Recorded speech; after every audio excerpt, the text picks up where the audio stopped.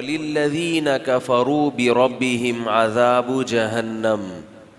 وہ لوگ جو اپنے پروردگار کا انکار کریں گے، اس کے ساتھ کفر کریں گے، اس کی ناشکری کریں گے، ان کے لیے جہنم کا عذاب ہے۔ اسلام کی دعوت ایسی لنگڑی لولی کمزور دعوت نہیں ہے کہ جو چاہے مان لے اور جو چاہے مسترد کر دے، ایسا نہیں ہے، اتنا آسان کام اور آسان معاملہ نہیں ہے۔ یہ اللہ کا دین ہے، لہذا اختیار تو اللہ نے دیا دنیاوی لحاظ سے کہ تم مانو نہ مانو تمہاری مرضی ہے، لیکن یہ یاد رکھو نہ ماننے کی صورت میں جو عذاب دیا جائے گا وہ عذاب معمولی نوعیت کا نہیں ہوگا، اس لحاظ سے تمہیں اختیار نہیں ہے، تمہارے لیے اسلام ہی متعین ہے، اسلام کے علاوہ کسی اور مذہب کو فالو کرو گے تو قابل قبول نہیں ہوگا۔ اس قسم کے جب میرے بیانات یوٹیوب پہ جاتے ہیں تو اس پہ کمنٹس میں کبھی کبھار پڑھتا ہوں، تو میں نے ایسا ہی ایک کمنٹ پڑھا کسی ہندو کا یا کسی سکھ کا تھا کہ مسلمان اپنے آپ کو بہت فنٹر سمجھتے ہیں۔ فنٹر کا لفظ تو میں استعمال کر رہا ہوں، انہوں نے تو جو بھی، مجھے پورے الفاظ یاد نہیں ہے،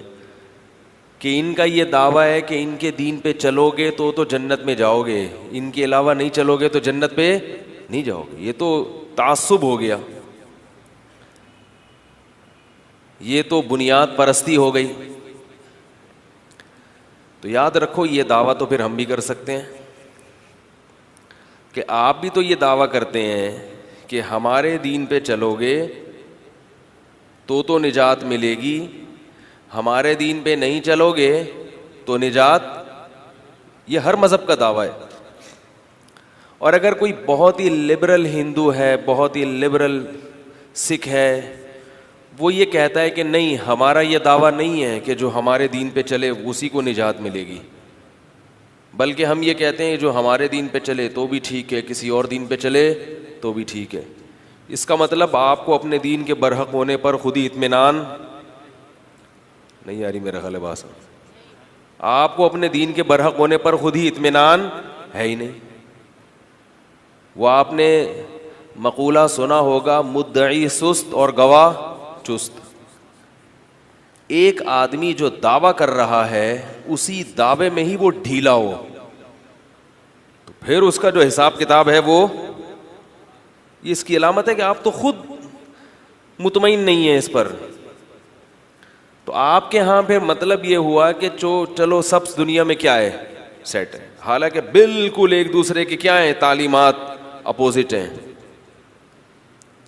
بالکل ایک دوسرے کے اپوزٹ تعلیمات ہیں، تو کیسے صحیح ہو سکتی ہیں؟ اس پر ایک اشکال ہوگا کہ مسلمانوں کے جو فقہا کے آپس میں اختلافات ہیں وہ بھی تو بسا اوقات بالکل ایک دوسرے کے، بولو نا بھائی، اپوزٹ ہو جاتے ہیں۔ امام کے پیچھے فاتحہ پڑھنا ہم کہتے ہیں جائز نہیں ہے، امام شافعی کہتے ہیں واجب ہے، تو ہم بھی تو کہتے ہیں کہ وہ بھی ٹھیک ہے اور اے بھی ٹھیک ہے، اے بھی ٹھیک ہے۔ تو یاد رکھو اس اختلاف کی نوعیت اور ہندوؤں سے یا عیسائیوں سے جو اختلاف ہے، اس اختلاف کی نوعیت میں زمین اور آسمان کا فرق ہے۔ ایک اختلاف وہ ہے کہ آپ نے اللہ کو اللہ مان لیا، اللہ کے پیغمبروں کو پیغمبر مان لیا، اللہ کے سفیر کو سفیر مان لیا۔ اب اگر اللہ کے پیغمبر نے کوئی ایسی بات کہی